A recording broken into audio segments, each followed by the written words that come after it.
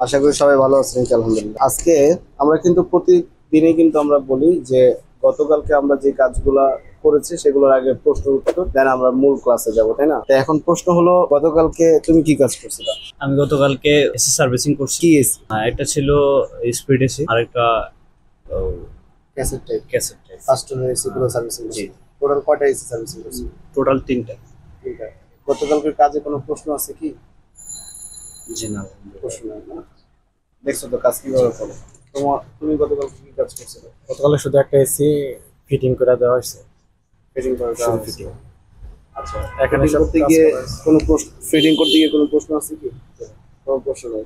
প্রশ্ন থাকতে হবে, হাজার হাজার প্রশ্ন থাকতে হবে। কারণ তিনটে এসি সার্ভিসিং করাইছে, আর একটা ফ্রিজ তার ওই ঠান্ডা হয় না, তার ওই সার্ভিসিং ফ্যান মোটরের সমস্যা ছিল। আচ্ছা, বুঝতে তার পেরেছি। লাইন দিয়ে তো গতকালকে কোনো কাজের প্রশ্ন আছে কি? প্রশ্ন কিন্তু হাজার হাজার প্রশ্ন নিয়ে আসতে হবে। এর আগে কোনো কাজের কোনো প্রশ্ন আছে? সেটা বুঝতে পারছি। কোনো প্রশ্ন আছে? তুমি তো আসো না, নো প্রবলেম। গত যে ক্লাসগুলো শুরু করছি, তাই না? গত ক্লাস থেকে এই পর্যন্ত আমরা দেখানো হয়েছিল রেফ্রিজারেশন সাইকেলের প্রধান প্রধান চারটা অংশ। সেই প্রধান প্রধান চারটা অংশের নাম কি ছিল? Compressor, condenser, evaporator, control device. এই চারটা প্রধান প্রধান অংশ। কিন্তু এই চারটা প্রধান প্রধান অংশ আসলে থাকে কোথায়?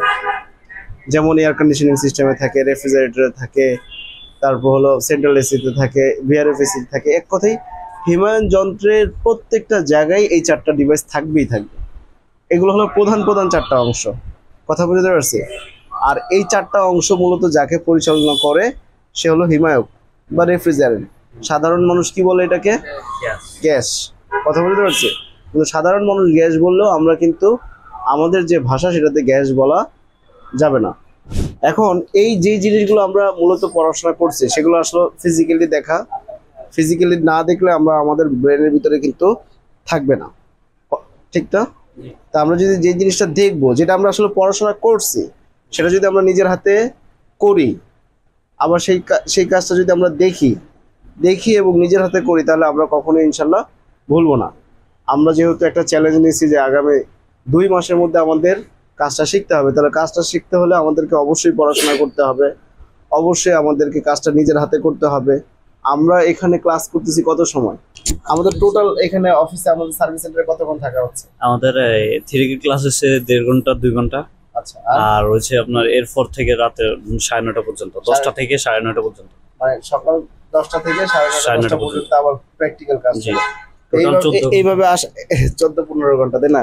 একটু কষ্ট বেশি হয়, কিন্তু শেখা হয় কিনা? জি, শেখা হয় আলহামদুলিল্লাহ। মানে আমাদের এখানে শুধুমাত্র তারাই আসবে, শুধুমাত্র যারা কাজটা প্রকৃতপক্ষে শিখতে চায়। তো আমরা এই জিনিসটাকে মিলাই। হ্যাঁ, আমরা বোর্ডের মধ্যে চিত্রের মধ্যে এঁকেছি এরকম যে কম্প্রেসারটার নিচে ডান পাশে কন্ডেন্সার, উপরে কন্ট্রোল ডিভাইস, বাম পাশে ইভাপোরেটর, এভাবে আঁকছি। এটা বোঝানোর ক্ষেত্রে বলা হয়েছে, তাই না? কিন্তু এই যে ইউনিটটা, এই পুরো ইউনিটটার ভিতরে কিন্তু তোমার সেই জিনিসগুলো কিন্তু আছে। এর স্ট্রাকচার, ডিজাইন চেঞ্জ হবে কিভাবে? এটা স্প্লিট টাইপ বেসির ক্ষেত্রে এরকম, যদি এটা প্যাকেজ টাইপ বেসি থাকে তার ডিজাইন আলাদা থাকবে, তার স্ট্রাকচার আলাদা থাকবে, কিন্তু ওর কাজ কিন্তু সেম থাকবে। কথা বুঝতে পারছি? এবং এটা যদি রেফ্রিজারেটর থাকে, ওর কাজ সেম থাকবে, শুধু ডিজাইনটা আলাদা থাকবে। তাহলে আমার মূল কনসেপ্টটা কি আমরা বুঝতে পারি কিনা? আমরা যদি মূল কাজটা বুঝে যাই, তাহলে আমাদের জন্য কোনো বড় এসিও আমাদের কাছে কোনো ঘটনা না, ছোট ফ্রিজও আমাদের কাছে কোনো ঘটনা না। মূল কনসেপ্টটাকে আমাদের ক্লিয়ার করতে হবে, একেবারে সোজা সাপটা কথা। এখানে প্রধান প্রধান চারটা অংশ আমরা একটু দেখাই। এটা হলো কি? কম্প্রেসার। কম্প্রেসারের কাজটা কি? সংকোচন করা। মূলত কম্প্রেসার 3টা কাজ, একটা সাকশন, একটা কম্প্রেশন, আর একটা হলো ডিসচার্জ। কম্প্রেশনটা যে করে তার নাম হলো কি? কম্প্রেসর। এরপরে আছে এই যে আউটডোর ইউনিটে যে টিউবগুলো দেখা যাচ্ছে, এই যে পুরোটা, এটা পুরোটার নাম কি? এই যে পুরোটা কন্ডেন্সার, যেটা তাপ কি করে? বের করে দেয়, বর্জন করে দেয়, তাই না? এটার নাম কি?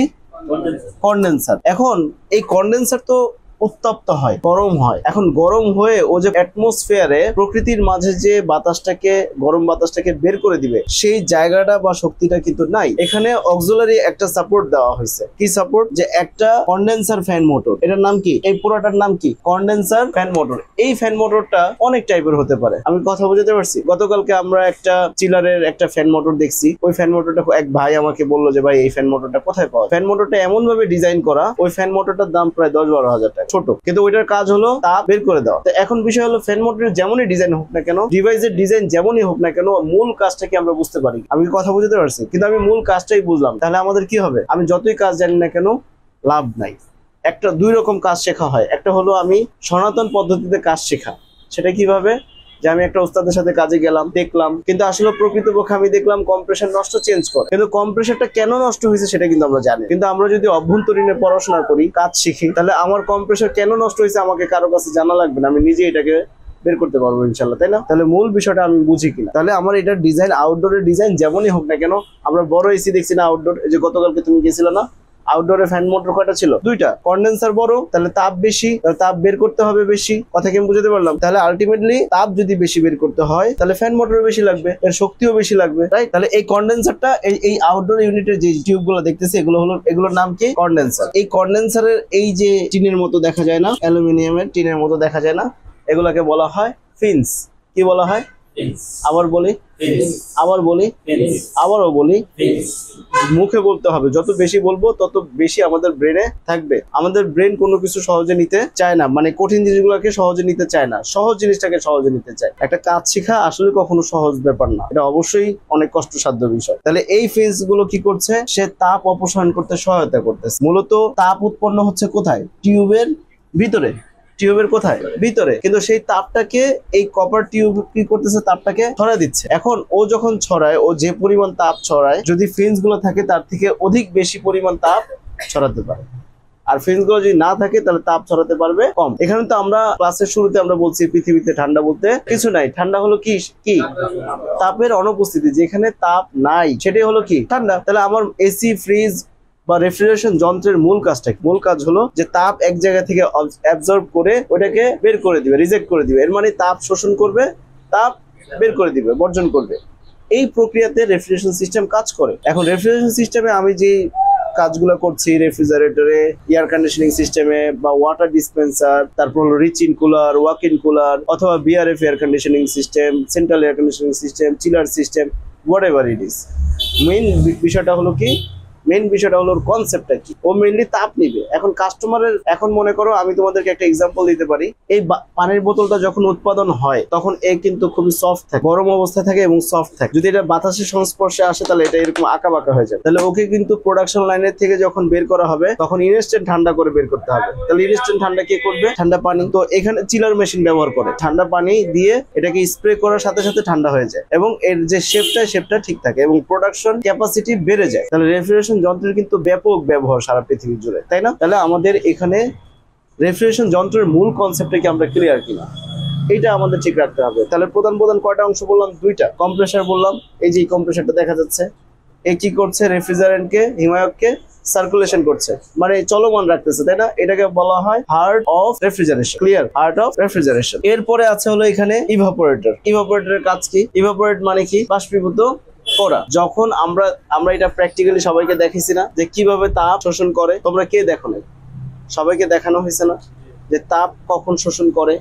তো যখন ইভাপোরেশন কালে মানে বাষ্পায়ন কালে যখন বাষ্পটা হয় ওই সময় এই ইভাপোরেটর কি করে? তাপ শোষণ করে। তাপ কি করে? শোষণ করে। ও কি করে? তাপ বর্জন করে। তাহলে এইটা আমি যেই কক্ষে রাখবো ওখানে তাপ নিয়ে নিবে, আর যেখানে আমি বের করব সেটা কি করবে? বর্জন করবে। তাহলে আমাদের দেখা যাচ্ছে যে তাপ এখান থেকে শোষণ করতেছে, এখান থেকে বর্জন করতেছে, তাপ শোষণ করতেছে, বর্জন করতেছে। এখন আমাদের কন্ট্রোল ডিভাইসটা আছে এখানে, এই যে ছোট্ট একটা ক্যাপিলারি টিউব আছে, চিকন দেখা যায় কি? এই ক্যাপিলারি টিউবটা হলো কি? Control device. কন্ট্রোল ডিভাইসের কাজ কি? কন্ডেন্সার এবং ইভাপোরেটর দুইয়ের চাপের পার্থক্য বজায় রাখে। একটা হাই প্রেসার থাকে, একটা লো প্রেসার। এই দুইটাকে নিয়ন্ত্রণ করে কে? Control device. কন্ট্রোল ডিভাইস দুই রকম হতে পারে। একটা হলো আমরা দেখে, একটা হলো এক্সপানশন ভালভ, আর একটা হলো কি? Capillary tube. এখন দেখো এই যে এখানে এই যে বাম পাশে দেখা যাচ্ছে কিন্তু high pressure high temperature refrigerant হিমায়ক, আর ডান পাশে দেখাচ্ছে লো প্রেসার লো টেম্পারেচার হিমায়ক। মানে এই যে মাঝখানে যে একটা বাধা সৃষ্টি করছে এটাই মূলত তোমার সেই কন্ট্রোলিং। এখানে তোমার ক্যাপিলারিও থাকতে পারে, এখানে তোমার এক্সপানশন বাল্বও থাকতে পারে। এর মানে তুমি চাইলেই এক্সপানশন বাল্ব যে তুমি দিবা হবে নাকি, চাইলেই দিলে হবে না। এটা কি মেজারমেন্ট আছে যে আমি আসলে ক্যাপিলারিটা কতটুকু দিব, এক্সপানশন বাল্ব কোন সাইজের দিব। এর মানে সম্পূর্ণ তোমার এই প্রেসারের ক্যালকুলেশন অনুযায়ী সেটা দিতে হবে। এখন প্রশ্ন আসতে পারে যে এই ক্যালকুলেশনটা আসলে করে কারা? এগুলো করে সম্পূর্ণ যারা ডিজাইনার। যখন এটাকে ডিজাইন করা হয়, রেফ্রিজারেশন যন্ত্রটা ডিজাইন করে, এই R&D সেকশনে থাকে প্রত্যেকটা কোম্পানির R&D একটা ডিপার্টমেন্ট আছে।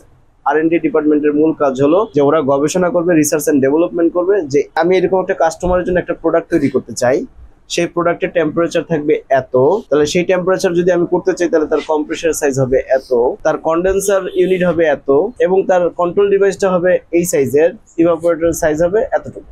কথা কি আমি বুঝতে পারছি? তাহলে মূল ব্যাপারটা কি দাঁড়ালো যে আমার এইখানে সম্পূর্ণ ডিপেন্ড করবে, এই ডিজাইনটা কোনো টেকনিশিয়ানরা মূলত করে না বা করতে পারে না। ঠিক আছে, কেন করতে পারে না? তার কারণ এগুলো পড়াশোনা করে তারপর তোমাকে করতে হবে। কথা কি বুঝতে পারছি? আর এটা আমাদের খুব দরকারও হয় না। যখন আমরা রিপেয়ারিং কাজ শিখি আমাদের মেজারমেন্টের দরকার হয় না। আমরা দেখলাম যে এখানে একটা টিউব আছে 1/4 সাইজ, এই 1/4 সাইজের তুমি টিউব কিনে এখানে লাগিয়ে দিবা। ক্যাপিলারি দেখলাম এখানে 60 সাইজের ক্যাপিলারি আছে, 60 মিলিমিটারের একটা ক্যাপিলারি আছে, তুমি কি করলা? ওইটাকে বের করলা। হ্যাঁ, লেখা থাকবে না। এগুলো সাইজ বের করাই তো তোমাদের মানে যারা টেকনিশিয়ান আছে তাদের কাজ। We are from